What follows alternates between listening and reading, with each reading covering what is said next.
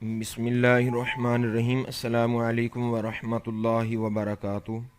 محتشم دوستوں، بھائیوں اور بہنوں، آج کی ویڈیو میں ہم آپ کو نماز تہجد کی فضیلت، نماز تہجد کا وقت،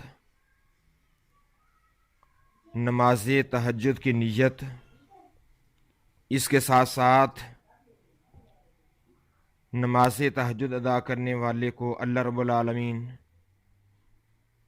کیسا مقام اور مرتبہ عطا فرماتا ہے، نماز تہجد ادا کرنے والے کو اللہ تعالیٰ کن کن نعمتوں سے نوازتا ہے، انشاءاللہ العزیز وہ آپ کے گوش گزار کریں گے۔ نماز تہجد کی بڑی فضیلت ہے۔ نبی اکرم صلی اللہ علیہ وآلہ وسلم نے ارشاد فرمایا، اے میرے صحابہ، تمہیں نماز تہجد ضرور پڑھنی چاہیے۔ یہ نماز رب کے نزدیک کرنے اور گناہوں کا کفارہ بنتی ہے، اور نماز تہجد ادا کرنے والے پر اللہ تبارک و تعالی اپنی رحمت کاملہ عطا فرماتا ہے۔ طبرانی کی روایت ہے، نبی اکرم صلی اللہ علیہ وآلہ وسلم نے ارشاد فرمایا، میرے صحابہ، جب تم نماز ادا کرو گے، یعنی نماز تہجد، فرمایا اس کی وجہ سے اللہ رب العالمین تمہاری دعاؤں کو بھی قبول فرمائے گا اور تم رب کے قریب بھی ہو جاؤ گے۔ پتہ یہ چلا کہ جو بندہ رب کے قریب ہونا چاہتا ہے، رب کا پیارا بننا چاہتا ہے، رب کے نزدیک ہونا چاہتا ہے، وہ نماز تہجد ادا کرے تو اللہ تبارک و تعالی اس کو اپنا قریبی بنا لیتا ہے۔ ترمذی شریف نے اس کے ساتھ ساتھ یہ اضافہ کیا ہے، نبی پاک صلی اللہ علیہ وآلہ وسلم نے ارشاد فرمایا کہ نماز تہجد ادا کرنے والا رب کے قریب بھی ہوتا ہے، اور ساتھ میں یہ ارشاد فرمایا آقا علیہ الصلوۃ والسلام نے کہ بدن سے بیماریوں کو دور کرنے کا وسیلہ بنتی ہے۔ نسائی شریف میں ایک اور حدیث مبارکہ جناب نبی اکرم صلی اللہ علیہ وآلہ وسلم سے مروی ہے، آپ صلی اللہ علیہ وآلہ وسلم نے ارشاد فرمایا کہ جو بندہ مومن رات کو اٹھے، اپنے گھر والی کو اٹھائے، 2 رکعت نماز تہجد ادا کرے تو اللہ رب العالمین اس کا ذکر اپنے ذکر کرنے والوں میں شامل فرماتا ہے، یعنی اللہ کا ذکر کرنے والوں میں اس کا بھی شمار ہو جاتا ہے۔ جناب نبی پاک صلی اللہ علیہ وآلہ وسلم نے ارشاد فرمایا کہ تہجد کا وقت یہ قبولیت کا وقت ہوتا ہے، قبولیت کی گھڑی ہوتی ہے۔ گویا اللہ تبارک و تعالی آسمان دنیا پر تجلی فرماتا ہے اور ندا آتی ہے کوئی میری بارگاہ میں مانگنے والا ہے، کوئی میری بارگاہ میں اولاد کا طلبگار، میں اس کو اولاد نرینہ عطا فرما دوں، ہے کوئی میری بارگاہ میں روزی مانگنے والا، میں اس کو کشادہ روزی عطا فرما دوں، ہے کوئی میری بارگاہ میں گناہوں کی معافی مانگنے والا، میں اس کے گناہوں کو معاف فرما دوں، ہے کوئی پریشان حال، میری بارگاہ میں دعا مانگنے والا، میں اس کی پریشانیوں کو دور فرما دوں۔ یہی آواز، یہی ندا آتی رہتی ہے کہ ہے کوئی میری بارگاہ میں سوال کرنے والا، ہے کوئی میری بارگاہ میں مانگنے والا، ہے کوئی میری بارگاہ میں گناہوں کی بخشش مانگنے والا۔ جناب نبی اکرم صلی اللہ علیہ وآلہ وسلم نے ارشاد فرمایا کہ وہ گھڑیاں بڑی ہی قبولیت والی گھڑیاں ہوتی ہیں، اس میں جو اللہ رب العالمین کی بارگاہ میں تنہائی میں مانگا جائے، دعا کی جائے، تو اللہ رب العالمین اس بندہ مومن کو نواز دیا کرتا ہے۔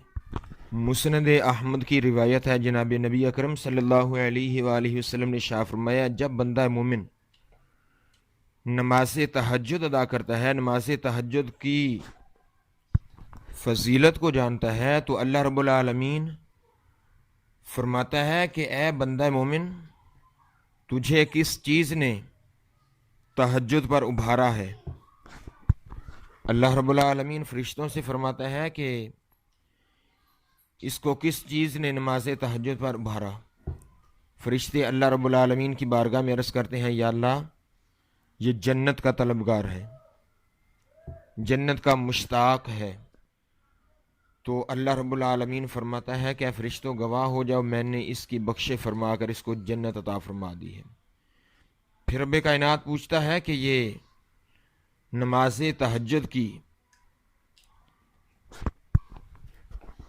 ادائیگی کرتا ہے، پڑھتا ہے، کس وجہ سے؟ تو اللہ رب العالمین کے فرشتے عرض کرتے ہیں مولا یہ دوزخ سے بچنے کے لیے خوف خدا دل میں ہے۔ تو اللہ رب العالمین فرشتوں سے فرماتا ہے کہ اے فرشتوں گواہ ہو جاؤ، میں نے اس بندہ مومن کو جہنم سے رہائی عطا فرما دی ہے۔ نماز تہجد کی بڑی فضیلت ہے، بڑی ہی فضیلت ہے۔ ایک اور روایت میں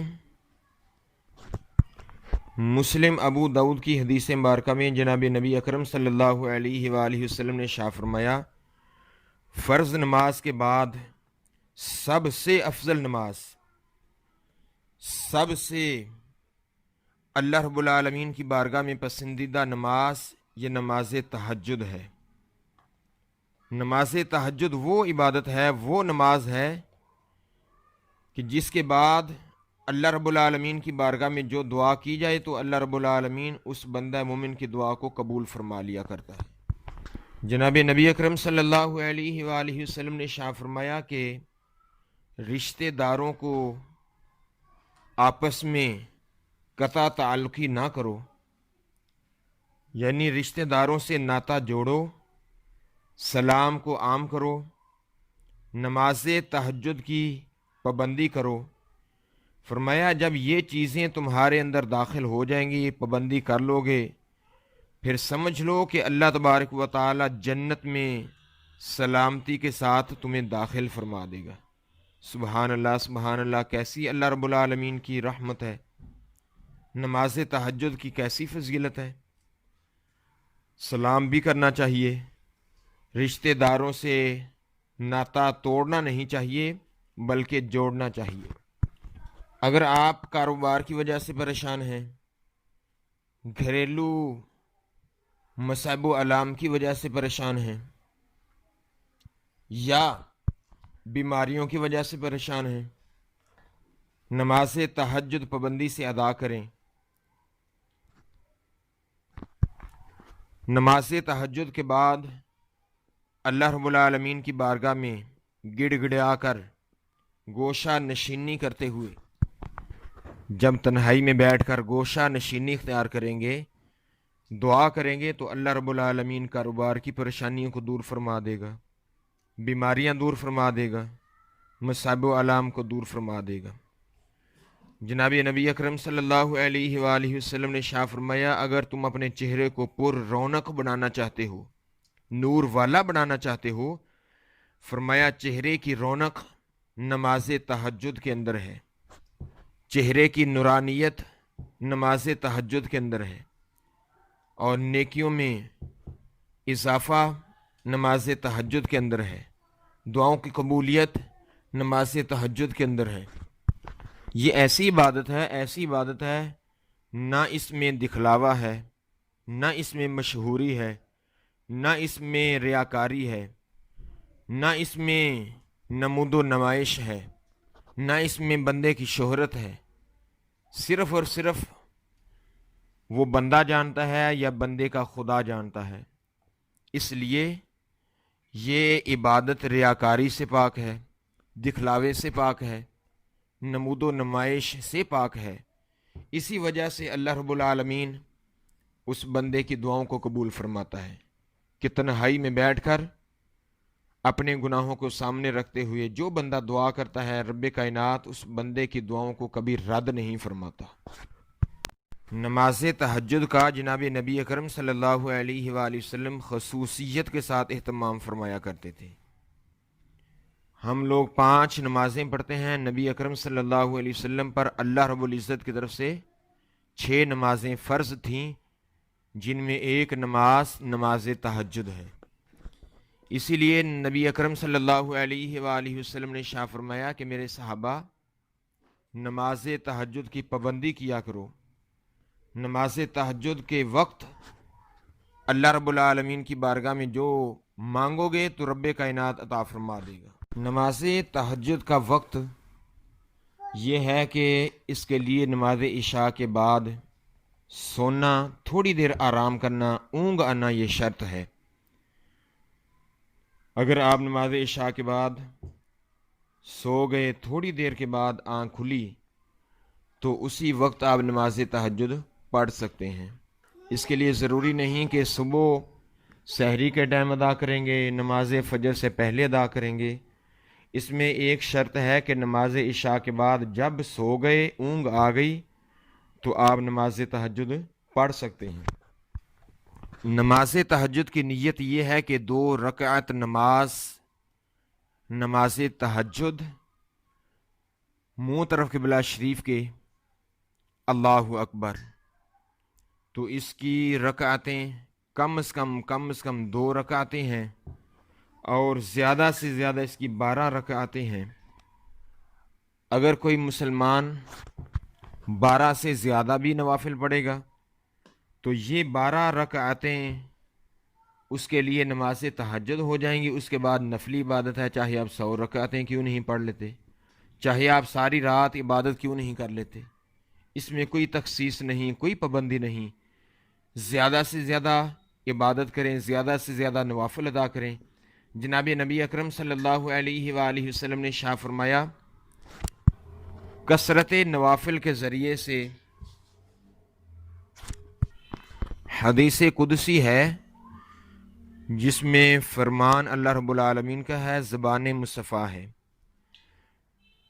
اللہ رب العالمین نے ارشاد فرمایا کہ جب بندہ کثرت سے نوافل ادا کرتا ہے، کثرت نوافل کے ذریعے اللہ تعالیٰ اس بندے کو اپنا قرب نصیب فرما دیتا ہے۔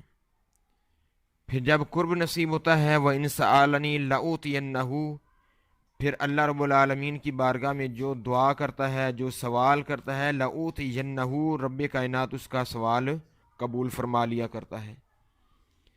تو اس حدیث قدسی سے یہ پتہ چلا کہ نماز تہجد میں ہم جو بھی دعا کریں گے، جو بھی اللہ رب العالمین کی بارگاہ میں سوال کریں گے، تو رب کائنات ہماری دعاؤں کو قبول فرماتا ہے۔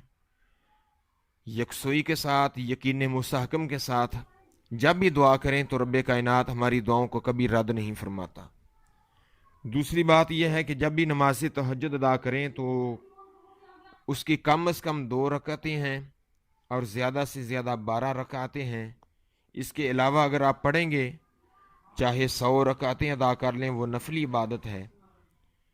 تو کوشش کیا کریں کہ جب بھی نماز تہجد ادا کریں تو اس کو ادا کرنے کا طریقہ یہ ہے کہ پہلی رکعت میں سورہ فاتحہ کے بعد کوشش کریں کہ سورہ اخلاص 3 مرتبہ پڑھیں یا 11 مرتبہ پڑھیں۔